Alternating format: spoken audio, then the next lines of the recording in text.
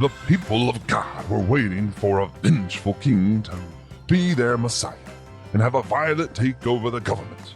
But instead, Jesus came as a beacon of hope and peace, and that's how we know that the second coming's gonna be extra violent, since he was so peaceful last time. All the people I didn't like, or who don't like me, or who look or sound differently than us, they're all gonna be viciously killed the next time Jesus comes. Amen? This is the Bible After Hours.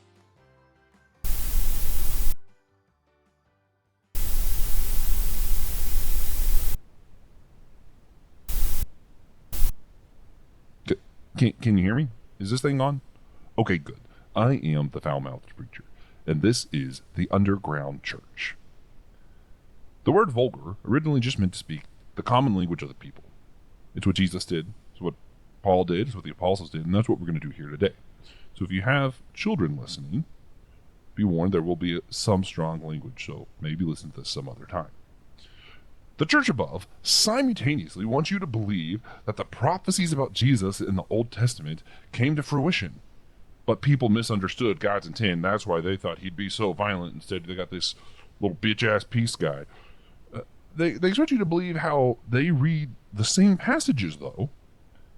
How they read them now, and similar passages in Revelation are actually prophesying a literal violent takeover next time Jesus comes. The last time they got that wrong, but next time it really will be violent. They try to justify a violent demeanor towards the world by pointing to the scriptures. They say that other people misunderstood, but they got it right. This time it will be violent. Last time they misunderstood the violent parts, but this time it really is going to be violent. They claim all this while still claiming that they intimately know Jesus Christ, the man who lived a peaceful life with peaceful protest, who died on a cross at the hands of the government because God so loved the world. They claim to know that God, and then want to come back with this bullshit that, yeah, they were wrong about it being violent last time, but next time it's going to be fucking violent. Come on, give me a fucking break. For a large part of my life, though, I believe that same bullshit. I believe that too. I thought Jesus brought love and peace, and he was a way out of sin, but that next time he's going to come back, because he's, the same unchanging God that brought love and peace and whatever. He's unchanging, but next time he's going to come back, rule over others, destroy the planet, kill any fucker that didn't believe the exact right rules, right things, right? They don't have their belief was slightly off. They got the thing about women and pastors wrong, but fucking dead. Killing them. Same God who was Jesus, who came to love, show mercy to the weak, bring liberation through peace. But he's unchanging. I believed that. I believed he was going to throw people into hell for eternity. That same God who doesn't change, who came to the earth to love everyone, to bring peace and hope. It's incongruent. But that's what I believed for a long time. We see stuff in our world just like this. We see Christian nationalism in our country. It uses this kind of thinking, and it misunderstands that Great Commission, right? So if you don't know what Christian nationalism is, a lot of people think it's just like Christian patriotism. That's different. And some people mean the same thing by them. They're just not educated on what nationalism is. If you're saying Christian nationalism, what you really mean is that Christians who are patriotic, cool, man, go in peace.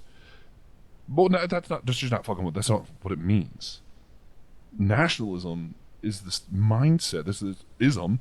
It's a belief that your nation is better than others, that you should prioritize your ethnicity, your group, people like you should be the ones ruling the nation, and your nation should be greater than others, kind of deal. So nationalism is a specific belief. It means something. And to say Christian nationalism is what you're saying is that the nation should be people who are Christian, who believe like you, to the detriment of everyone else, that you're better than everyone else, that Christians should have the power. Jesus didn't fucking seek power. Jesus didn't say, come one and all, become exactly alike. God didn't create a world of diversity because he wanted them all to stop being diverse. It's just dumb shit, man. No. Nationalism is just a heresy. Saying that Christian nationalism is saying that, well, the Jesus we want is the Jesus that rules, and that's what we're going to do. And they misunderstand stuff like the Great Commission that says, go and make disciples of the nations. They go, well, that's saying that we need to make all nations like us and believe Jesus. And that's not what it says. For multiple reasons. One, go out and make disciples of all the nations isn't like learn your Greek. It's not saying literally make the nations Christian. It's saying go to the nations and disciple people.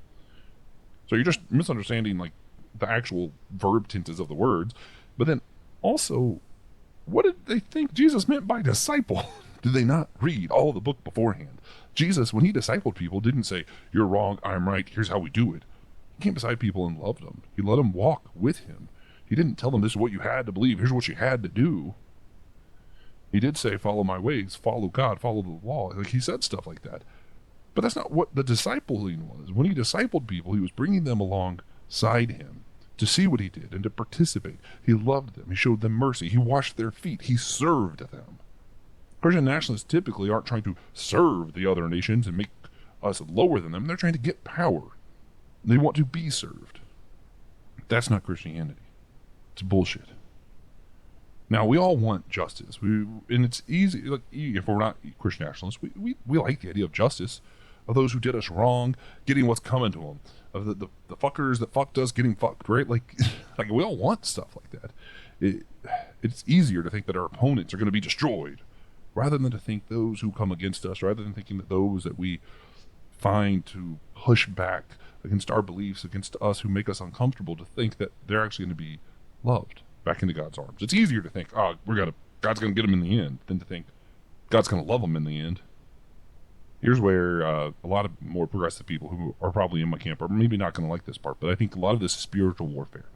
When we see the Bible talking about these things, it's hard for us as humans to imagine spiritual war happening. So we put it in this context, we put in this idea, this language of like actual violence, actual physical whatever, and then we say it's either that or the Bible's wrong, and we can't say that maybe there's something in between. Maybe there's this spiritual warfare that's going on.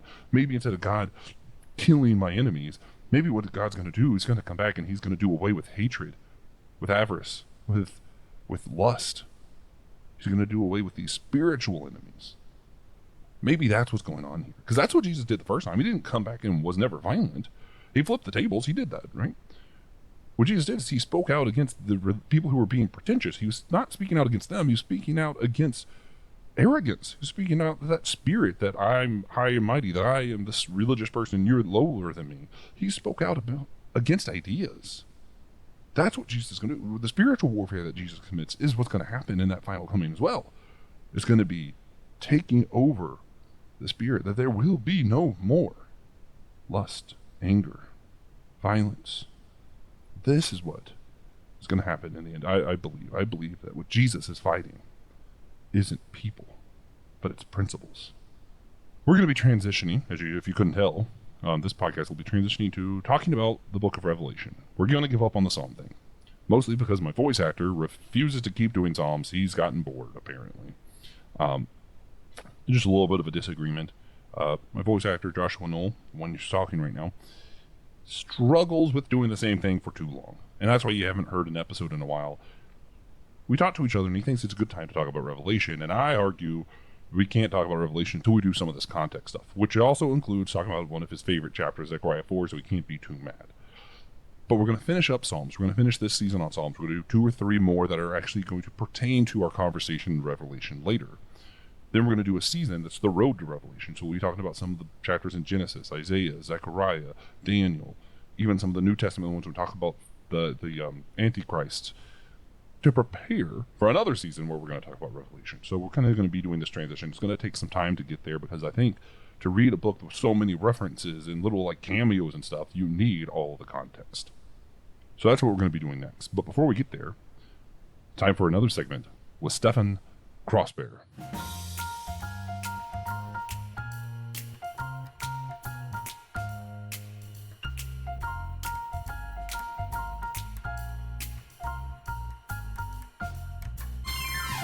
Hey guys, have you ever heard of Absalom? Yeah, David's son. That guy was real evil, right? That fucker. You remember? Because he saw that his sister was sexually assaulted by his brother and that his dad did nothing, and somehow he got upset about that. What kind of evil man is upset that when a king does nothing about someone being assaulted, right? So then what we see is, as Absalom starts to have whatever, he kills the one who did the sexual assaulting. Very bad of him to seek revenge. David's fine, though, because, why would you do anything about any of this? He still doesn't punish his son or do anything, and that's great.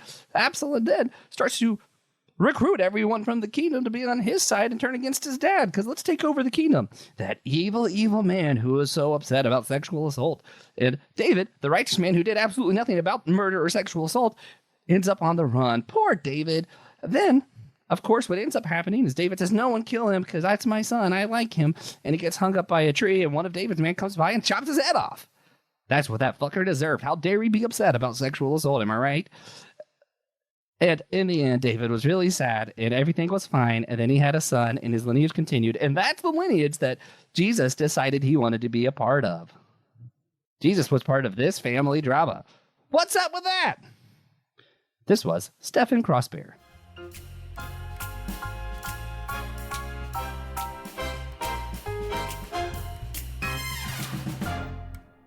All right, so that out of the way. Time to talk about today's thing. We're going to be going into Psalm 2. And when we're talking about stuff like eschatology, the end times, Revelation, Psalms 2, we're talking about these different, there's different views that theologians have argued about all the time, like millennialism, right? We have this was it premillennial that the second coming is going to happen before the millennial, 1,000-year reign that Revelation talks about? Is amillennial, are we currently in the millennium right now of that reign that before Jesus comes back? Or is it post-millennial, like there's going to be 1,000 years, it's going to suck, but then Jesus is going to come after, we just have to suffer a little bit? Like, where do we fall? We have views on hell. Is hell a literal place? Is it a metaphor? Is hell just being separated from God? There's a lot of different views on this, around eschatology, around what it means to be saved. Did Christ die for your sins? Did he defeat hell and the grave and your sins? Like, look, what atonement theory are we going to go with? And our ideas around salvation, hell, eschatology, all the things have been evolving and changing for thousands of years. So any fucker who's like, this is what the church has always believed, you better believe that, they're full of shit. Church has never always believed a thing. Our views keep changing on this. And that's because the Bible doesn't give us a lot of clear answers. It's ambiguous, and it's intentionally ambiguous. So when the Bible's taking multiple sides, it's often using languages that we tend to misunderstand, or to think, oh no, that means Jesus is going to come back and kill all the people I don't like, whatever. Let's just throw it out there. We're not smarter. We're not more spiritual. We're not better than the Israelites who were looking for a violent Messiah in their times during the Roman oppression. So if you don't know the story of Jesus, Jesus came in a manger. He was a peaceful man who chose death. He did peaceful protest, non-violent. He came during a time of Roman oppression over Jerusalem, over God's people in Israel, who were waiting for a Messiah who was going to come and kick Rome's ass. And instead what they got was a Messiah who was peaceful, quiet, good, gentle, loved peace and hope. He brought love to everyone, even a few Roman censors. That was the Jesus they got. But the Jesus they read about, like, oh yeah, the Daniel 7 and then the Isaiah, and he's going to come back, he's going to kick some ass. That's not the Jesus they got. And again, yeah, a lot of churches have then taken and said, well, they were wrong. The first coming of Jesus, he was peaceful, but the next time, he really is going to kick ass. And that's where I'm like, I don't know. That doesn't sound like an unchanging God to me. And we're going to look at that as we continue to go through the stuff with Revelation. Today, though, we're going to read from Psalm 2. And I'm going to take a few different stances on this. I want to read it in its own context, as if, like, what were the original hearers listening? Read it as, how was it redacted? Why was it put in the context of the psalms that are surrounding it? And then read it as a messianic psalm, which is what a lot of people just jump to and only do that part. And I think the part's important, but I think we need to see the other stuff as well. So, Psalms 2, and I'm reading from the New Jerusalem Bible, because my voice actor will be over on that one too. His protest accomplished maybe too much. We'll see. So, Psalm 2. Why this uproar among the nations? This impotent muttering of the peoples. Kings of the earth take up position. Princes plot together against Yahweh and his anointed. Now let us break their fetters. Now let us throw off their bonds. He who is enthroned in the heavens laughs. Yahweh makes a mockery of them. Then in his anger rebukes them. In his rage he strikes them with terror, saying, I myself have anointed my king on Zion, my holy mountain. I will proclaim the decree of Yahweh. He said to me, You are my son. Today I have fathered you. Ask of me, and I shall give you the nations as your birthright. The whole wide world is your possession. With an iron scepter you will break them, shatter them like so many pots. So now, you kings, come to your senses. You earthly rulers, learn your lesson. In fear be submissive to Yahweh. In trembling kiss his feet, lest he be angry, and your way come to nothing. For his fury flares up in a moment. How blessed are all who take refuge in him. Well, I'm going to look at each individual section of this for a second, and to think of, again, that original audience. You're part The people of Israel who are hearing this, probably at a coronation, probably one of the David's lineage just becoming king, they're reading this to honor him as the coming in king. They're surrounded by other nations. Everyone always just fucking hates Israel, right? So they are surrounded by people who hate them. They're coronating this new king. Here. Why this uproar among the nations, this impotent muttering of the peoples? Kings of the earth take up position. Princes plot together against Yahweh and his anointed. Now let us break their fetters. Now let us throw off their bonds. Saying we're going to break off these nations who hate us, who keep trying to attack us, who, like, they're seeing real violence. And they're saying, oh, these people come against us. Let's do away with them. Let's finally overcome what's coming up, not just against us, but we're God's people. So they're coming against God too. In fact, they are literally mocking the God of Israel. And yeah, hey, I'm with them. Yeah, let's overcome. And that's a great thing with a king coming to coronation. You see where they're coming from, right? Go a little bit further. He who is enthroned in the heavens laughs. Yahweh makes a mockery of them. Then in his anger rebukes them. In his rage, he strikes them with terror, saying, I myself have anointed my king on Zion, my holy mountain. So again, you feel you're surrounded, like there's this yoke of just every nation around you fucking hating you, constantly attacking you. And I said, Yahweh is up there, and he's just laughing at them because he's so much stronger than them. Our God is awesome, and he's placed this new king in position so that we can finally shake off these bonds, come against them, and we can defeat them.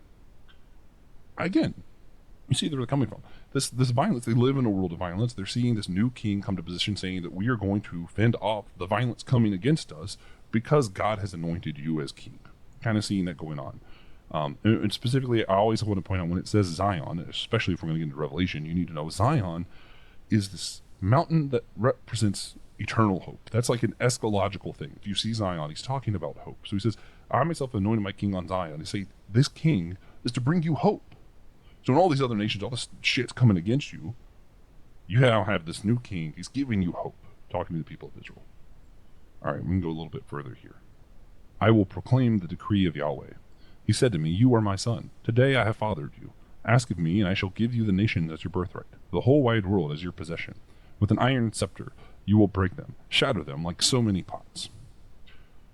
There's a lot going on here. So again, Yahweh is now talking to this new king, saying, you are like a son to me. A lot of times in king coronation, and especially ancient times, you would call the king like the son of God, whatever your God was. So this wasn't abnormal for the Hebrews to be doing the same thing. And he's saying, I gave the nations to you as your birthright. You're going to overcome them. You're going to take their land even because, like, how dare they come against you? All of this making a lot of sense. The thing that's interesting, when it talks about with an iron scepter, a lot of things we'll talk about shepherds because it's talking about a shepherd's tool. But an iron scepter is really weird because you're going to break them. So a lot of times when we think shepherds, we typically think just this peaceful person bringing sheep in and it's all like quiet thing. No, oftentimes they had to like really get physical with these sheep to gather them together to keep them safe. Sometimes they had to even break legs to like keep the sheep together and safe because there were lots of things that wanted to come eat the sheep. So an iron scepter is not just showing you like, oh, he's going to be guiding, he's going to be this caregiver, but it's showing some strength that he's willing to get physical. And that's something, and a king, especially in this time, that you would want to hear that your king was going to be. Shatter them like so many pots. Obviously, I think that reference is pretty basic. Move on a little bit further here. So now you kings, come to your senses. You earthly rulers, learn your lesson. In fear, be submissive to Yahweh. With trembling, kiss his feet, lest he be angry and your way come to nothing. For his fury flares up in a moment. How blessed are all who take refuge in him.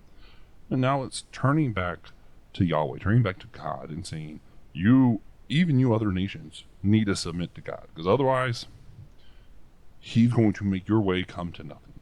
His fury can come up and just slaughter you for coming against him and his people. Now again, I don't actually think violence is bad if it's, hey, kill or be killed kind of situation, and to think that God is on your side when everyone's against you, when shit's all against you, and God being able to protect you, yeah, that's a good thing. Again, a lot of us are anti-violence. Even all throughout the Anazal network, we have a lot of people who are anti-violence. But here, I think God is saying, I'm willing to get violent if you people are going to come against my people. Fury can come up in a moment. Think of like, if you have a pet or a child and something happens to them, your fury can come up in a second. You're willing to beat that bitch to a pulp. How dare they touch your dog, your cat, your son, your wife, your husband, whatever. What they're trying to just depict here is that you're always the same way. Like, how dare you touch my people? So you don't want to mess with Israel. You don't want to mess with this new king we're coronating because God can fuck someone up.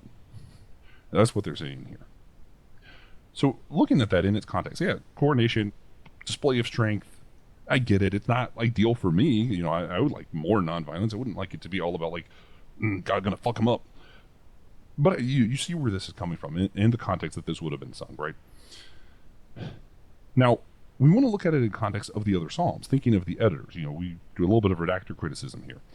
Psalm 2 comes right after Psalm 1. We talked about Psalm 1 a long time ago when we first started the Psalm series. And Psalm 1 is talking about, like, individually. Here's what the righteous is going to be like. Here's what the wicked is going to be like. And it's about the individual, the one who does what right, and the way the world should be ordered. Psalm 2 is taking it from the individual, talking about the nations. God's people should be protected. The king should stand up, should be strong enough to withstand all the shit that's coming against Israel. Again, it's what should be. Psalm 1 and 2 is giving this ideal depiction of the righteous man, the righteous nation. If the world were to submit to Yahweh's ways, what things should look like. And then the next few Psalms, we get Psalm 3 onwards, at least till we get to Psalm 42. Because Psalm 41 is the end of like what's known as like Book 1 of Psalms, right? You have all these Davidic Psalms, and things just aren't panning out the way that it's said, man. Psalm 2 is like, yeah, God's going to fuck him up. And then Psalm 3 is, God, they're fucking me up. Where are you? I need your help, Yahweh. I can't do this. I don't have that iron scepter that we talked about. I'm not going to fuck the nations up. I need God to step in and do it for me. And we see that again and again. The king's being defeated. So here, Psalm 2 is like, oh, the king's got this. He's going to fuck everybody up. And then we see, actually, the nations are, they're getting one over on us. God, what's going on? And God, you're stronger than this.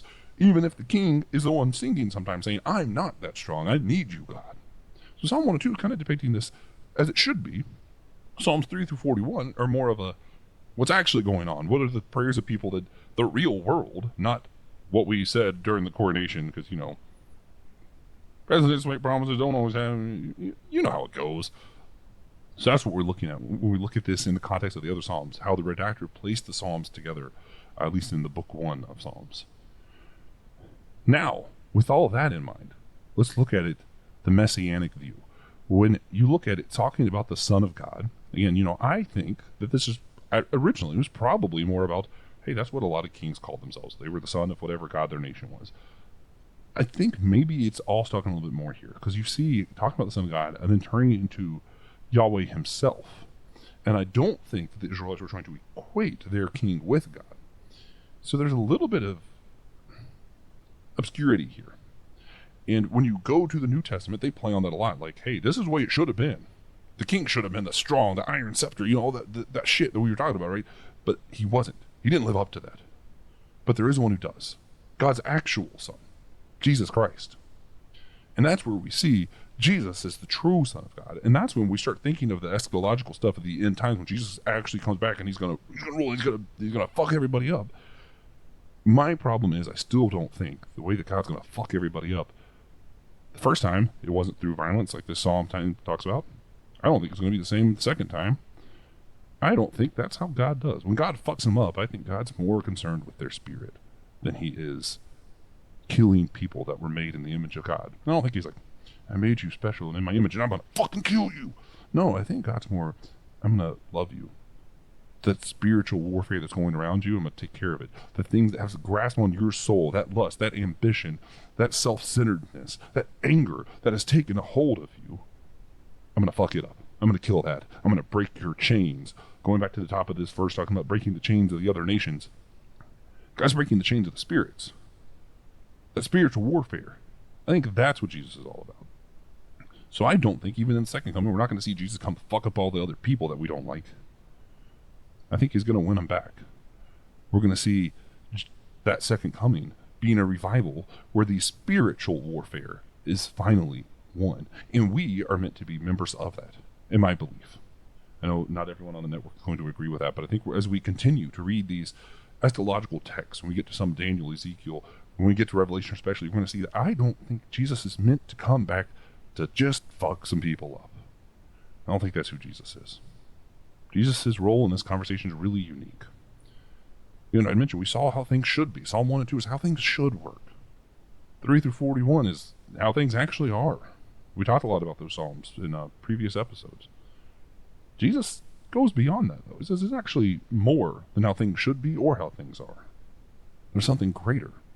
There's a greater freedom, a greater blessing, a greater covenant that he offers. You know, the Old Testament, the law says an eye for an eye. Jesus taught something better than that, though. Because I say forgive. An eye for an eye, the whole world goes blind. I say forgive. Show mercy. Show love. Does that mean that the law was wrong, that these psalms were wrong? No. It means that those are right. That is how things should be. But there's something greater than even how things should work. And that's mercy. It's grace. It's love. It's the way of Jesus is greater than even the way things should work now. There's a way that's even greater than that. A freedom beyond that. A love greater than any of how the world currently works. And what we have to do is find Jesus and realize that way, and then act it out. Act out Jesus' way. That isn't, we're going to do things right and fuck up the other nations who are trying to come against God's people. That's how it should work. We're going to do something greater, though. We're going to love those other nations. We're going to show them mercy. We're going to show them grace. When people around us are causing harm to other individuals, when your government is causing people to die in the streets, innocent people are being detained, how it should work is we come up, we're going to violence with violence, and we're going to fuck them up for that. Jesus' way, I think, is different. We're going to love them. We're going to show them that their way, what they're doing is wrong through peaceful protest, through nonviolence, through loving them as they have not loved others. We're going to love them as Jesus has loved us. Not based on their actions, not based on how right or wrong they are, or whether or not violence would be more, maybe violence would be more effective. Doesn't matter. Jesus' way is greater than that, greater than what's effective, greater than what should be, greater than what is. It's the love of Jesus, the grace, the mercy, the peace that comes with Jesus. It's what he brought the first time. It's what he'll bring again. God is the same. Now, I'm not saying that God can't change his mind or can't do whatever, like all that kind of stuff. What I'm saying is the characteristics. Jesus did not come as love once and hate the next time. That's bullshit. He's still love, and he's still calling you to be Christ in the world today, which means to be love, to be mercy, to be grace, to be mercy and grace to those who are illegally in your country, to be mercy and grace and love to those who are persecuting those who are illegally in your country, to be mercy and grace and peace. That is what Jesus has called his people to. Something better than what is, something better than what should be. That is Jesus. And that is what the church is meant to be, the body of Christ today. We are meant to be better than what is, better than what should it be. We're meant to be grace, love, mercy, peace, gentleness, goodness, kindness, self-control. You know the whole fucking spiel. That's what we're meant to be. Let's fucking do it. We all need to examine our own hearts today. As soon as this is over, turn everything off. Just find some space, some quietness. And I want you to examine yourself. Think about yourself.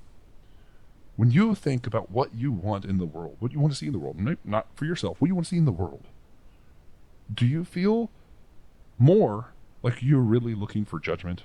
Like you're really looking for violence against those who you don't like or who you think are doing wrong? Are you more looking for a future warrior king in Jesus that's going to fuck everybody up and make it right in the end? Or are we looking more for a Jesus who is mercy? Are we looking more for love in this world? Are we looking for peace? Are we seeking the salvation of all so that none may perish? How do you answer that question? If you're honest with yourself, if you find a moment of quietness and see where's your heart really? What are you really hoping happens in this world? There's a lot going on now. A lot of good reasons to want other people to get fucked up, to get what's coming to them, to get retribution. There's a lot of reasons to want those things. If that's where your heart's really settling when you think about what you want in the world, I think something's wrong. Not because you're not right, like that's how things should be, but because there's something greater. And our hearts, if we're Christians, need to be closer to Jesus' heart, not closer to what should be, but closer to what's better than what should be. That mercy, that love, that grace that we're talking about here. Where's your heart really?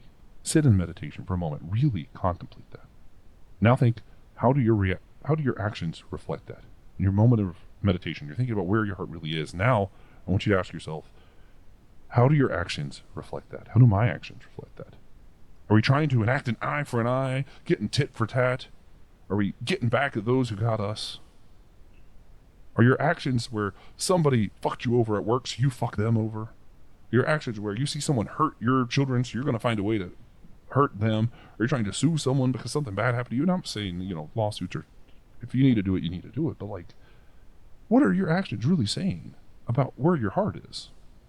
Did your neighbor do something wrong, so you do something to get back at him?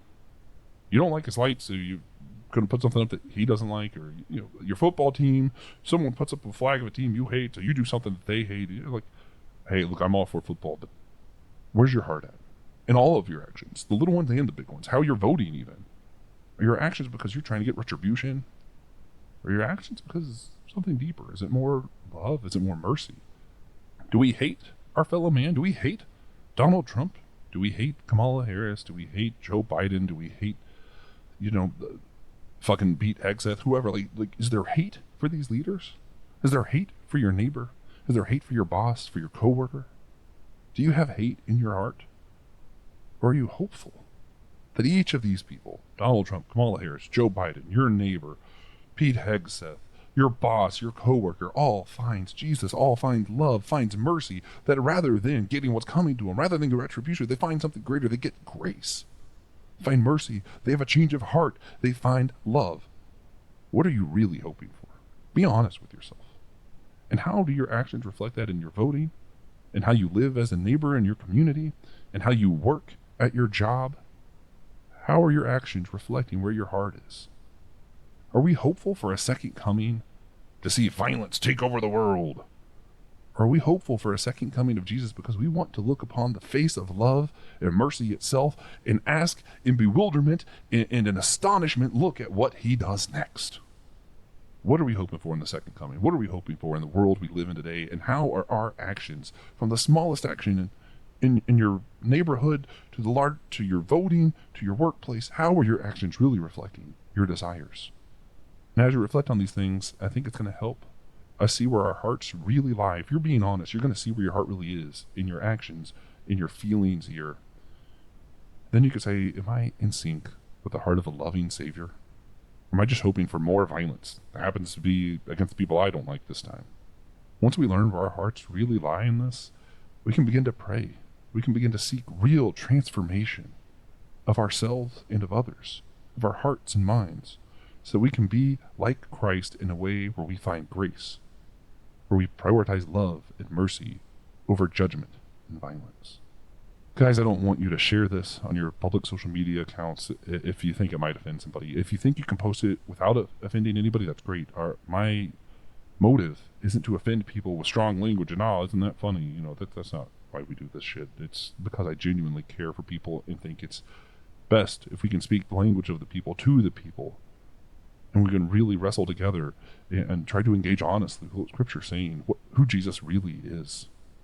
If you're with me and you don't think that it's congruent to say that the Jesus who came the first time, who showed love and mercy and gentleness to those around him, who came against the empire with nonviolence and peace, if you think it's incongruent to think that Jesus is going to come back to fuck up the nations and kill the bad guys, share this with somebody. Somebody else needs to hear that, I promise you.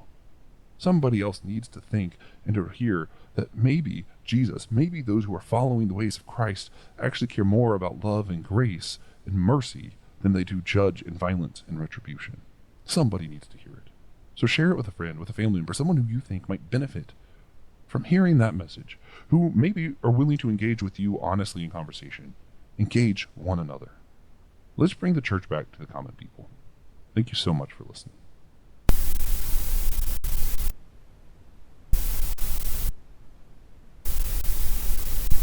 This was an Anazao Ministries podcast.